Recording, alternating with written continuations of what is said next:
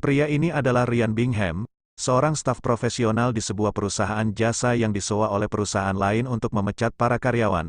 Layanan ini populer digunakan karena perusahaan tidak ingin menghadapi tuntutan pemecatan karyawan dari pekerjanya.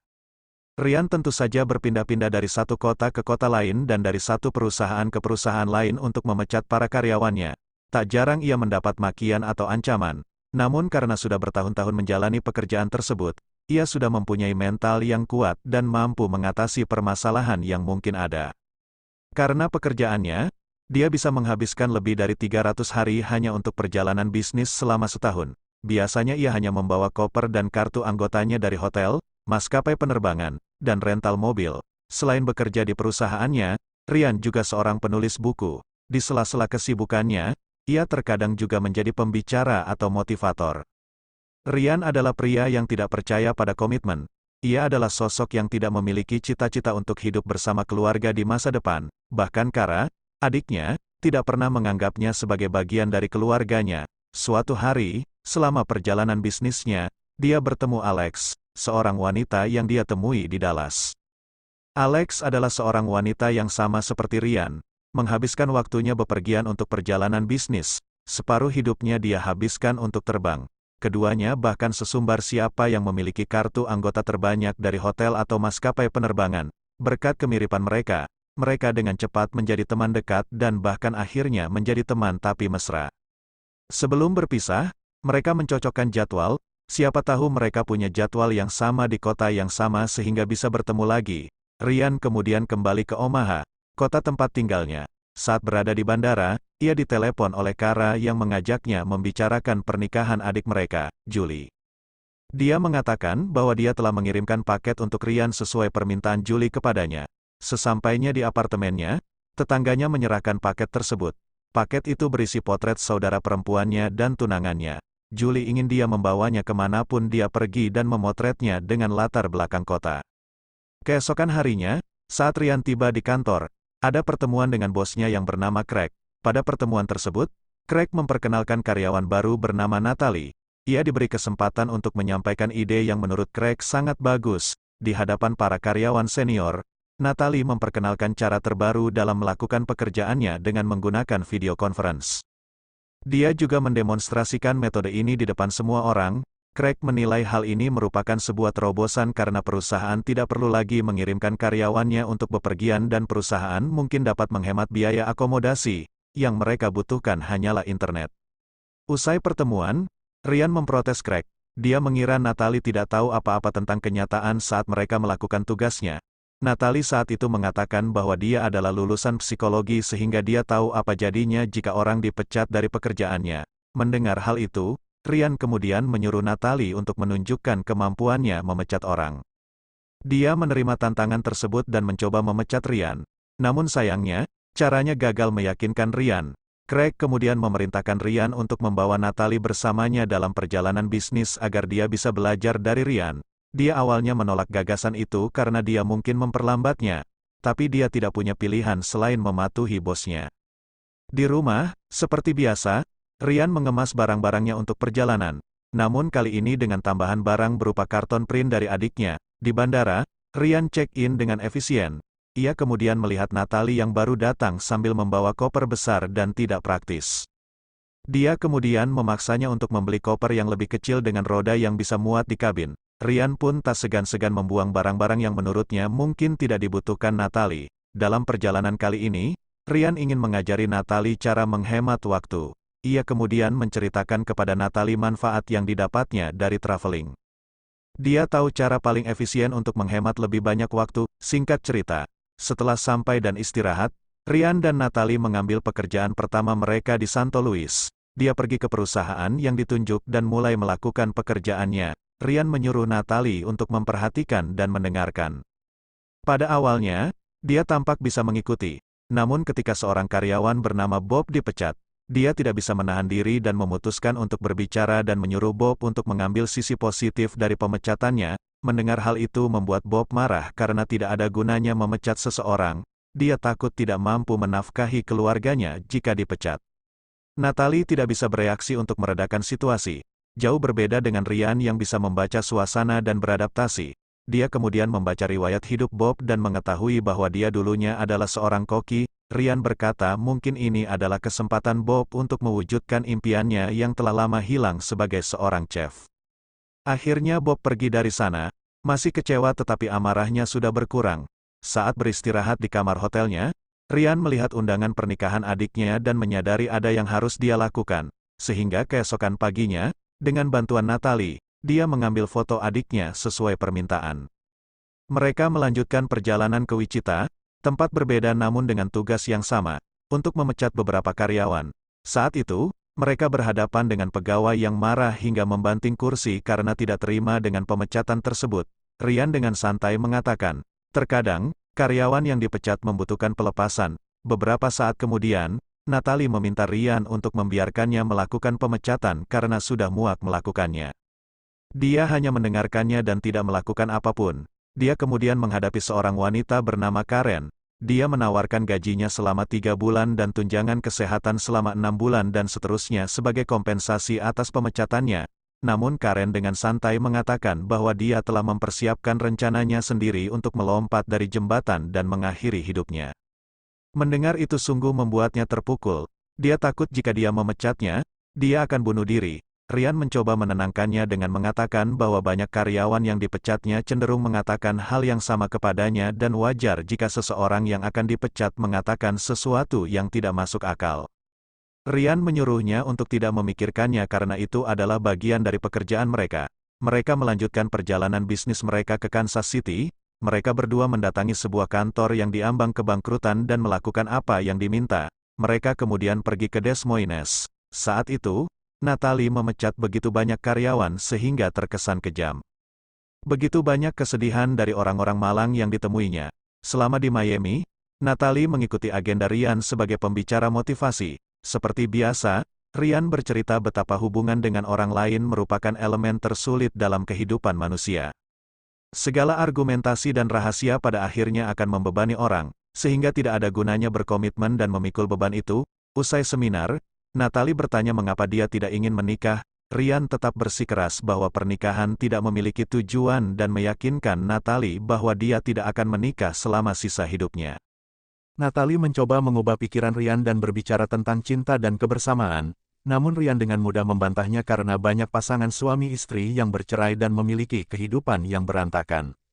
Sesampainya di hotel, Ryan mengatakan tidak masalah jika tidak memiliki komitmen, karena pada akhirnya semua orang akan mati sendiri dan itu hanya masalah pilihan. Mendengar perkataan Ryan barusan membuat Natalie menitikkan air mata karena rupanya hari itu dia baru saja dicampakkan oleh pacarnya. Ryan mencoba menenangkannya. Ternyata Alex juga ada di sana.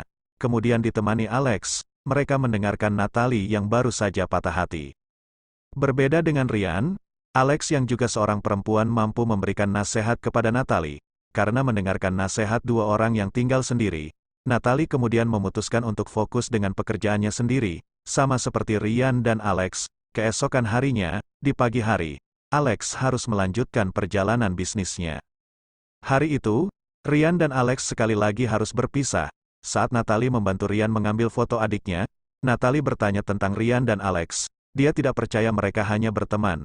Ryan dengan santai mengatakan bahwa dia tidak memiliki chemistry dengan Alex. Lagi pula, keduanya hanya ada di sana untuk memuaskan satu sama lain. Natalie menganggap Ryan brengsek karena melakukan hal seperti itu pada Alex. Bagi Natalie, wanita seperti Alex harusnya diberi kesempatan menjalin hubungan nyata. Natalie menuturkan, Alex berhasil mengubah pilihan hidup Ryan menjadi menyendiri. Dia menyuruhnya untuk tumbuh dewasa dan berpikir. Keduanya melanjutkan perjalanan ke Detroit.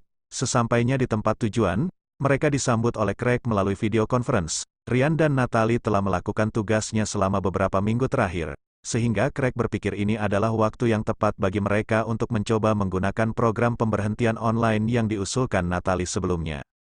Natalie akhirnya mencoba pemecatan online untuk pertama kalinya, dan kliennya adalah orang yang ternyata ada di ruangan sebelah, sementara Craig akan memantau pekerjaannya dari kantornya. Natalie berusaha menjaga ketenangannya sambil mencoba menjelaskan kepada pria itu bahwa dirinya dipecat.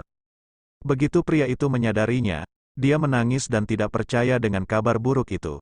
17 tahun berkontribusi lenyap begitu saja.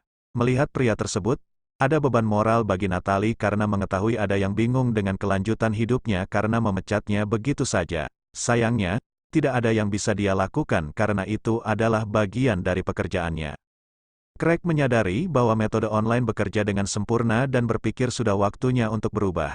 Ia kemudian meminta Ryan dan Natalie kembali ke Omaha untuk melanjutkan pekerjaan dari kantor. Di bandara, Natalie meminta maaf kepada Ryan atas perkataannya tentang dirinya sebelumnya.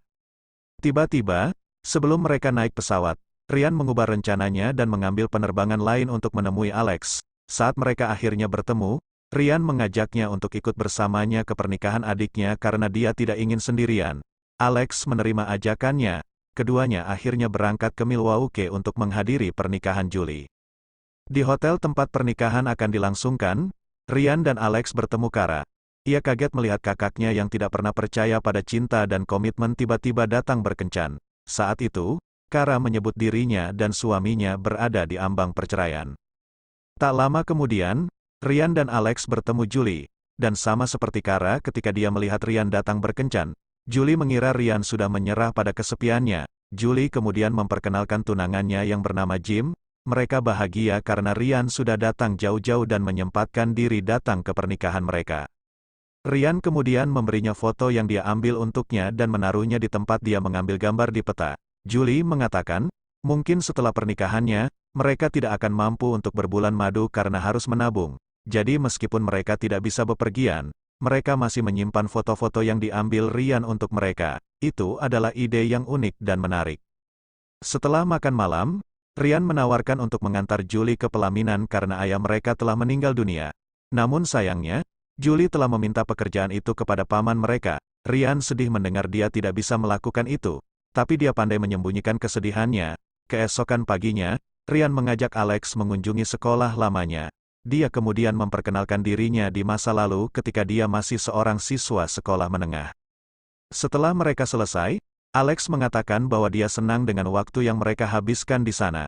Saat ngobrol dengan Alex, tiba-tiba Kara menelpon dan mengatakan ada masalah, sehingga Ryan segera berangkat ke gereja. Ternyata Jim, tunangan Julie gugup dan berubah pikiran sehingga salah satu dari mereka harus berbicara dengannya. Karena Kara tidak mungkin bisa berbicara dengannya karena pernikahannya sendiri yang berantakan. Begitu pula dengan Ryan yang tidak pernah percaya pada pernikahan dan komitmen. Kara bersikeras bahwa Ryan harus menjadi orang yang berbicara dengan Jim karena dia tidak pernah hadir untuk keluarganya dan ini adalah waktu yang tepat baginya untuk menebusnya. Ryan yang sangat menyayangi adiknya kemudian memutuskan untuk berbicara dengan Jim. Ia mengetahui bahwa alasan Jim ingin membatalkan pernikahannya pada dasarnya adalah karena ia khawatir akan hidup bersama, memiliki anak, melihat anaknya tumbuh besar, menjadi tua, dan akhirnya meninggal. Baginya, semua itu tidak ada gunanya. Mudah bagi Ryan untuk membatalkan pernikahannya karena dia ahli dalam hal itu. Namun saat itu, dia harus meyakinkan Jim bahwa pernikahan adalah hal yang paling indah. Ryan meminta Jim untuk mengingat semua hal baik yang telah dia lalui dalam hidupnya. Ryan berkata bahwa semuanya akan lebih baik jika ada orang lain yang bersama mereka. Karena percakapan itu, Jim akhirnya menyadari kesalahannya dan kemudian kembali menemui Julie. Ia meminta maaf dan memutuskan untuk tetap melangsungkan pernikahan mereka. Hari itu, untuk pertama kalinya dalam hidupnya, Ryan malah mempersatukan dua orang untuk sebuah komitmen yang sepenuhnya bertentangan dengan prinsipnya. Pernikahan itu berjalan lancar, Julie akhirnya menikah dan semua orang bahagia termasuk Ryan. Tak lama kemudian, Ryan dan Alex berangkat ke bandara untuk kembali ke kota masing-masing dan berharap bisa bertemu kembali di lain waktu. Masalahnya adalah Ryan tidak lagi diharuskan melakukan perjalanan bisnis dan mungkin memang begitu terakhir kali mereka bertemu. Setibanya di Omaha, Ryan harus terbiasa dengan kesepian di apartemennya. Keesokan harinya, di kantor, Natalie menunjukkan kepada Ryan karyawan yang sedang melakukan uji beta program baru tersebut. Nantinya cara kerja tersebut akan diterapkan mulai bulan ini sehingga Ryan harus membiasakan diri ke sistem kerja yang baru. Suatu hari, Ryan mempunyai agenda sebagai pembicara. Kali ini, ia menjadi pembicara di forum yang dihadiri banyak orang. Seperti biasa ia menjelaskan filosofinya, namun kali ini hatinya bertolak belakang dengan apa yang selalu ia ucapkan. Saat itu, Ryan memutuskan untuk pergi ke bandara dan melakukan perjalanan ke Chicago. Sesampainya di sana, Ryan buru-buru menuju ke alamat yang ternyata milik Alex. Ryan berpikir mungkin dia siap untuk berkomitmen. Untuk pertama kalinya dalam hidupnya, dia mengungkapkan perasaannya. Untuk pertama kali dalam hidupnya, ia jatuh cinta.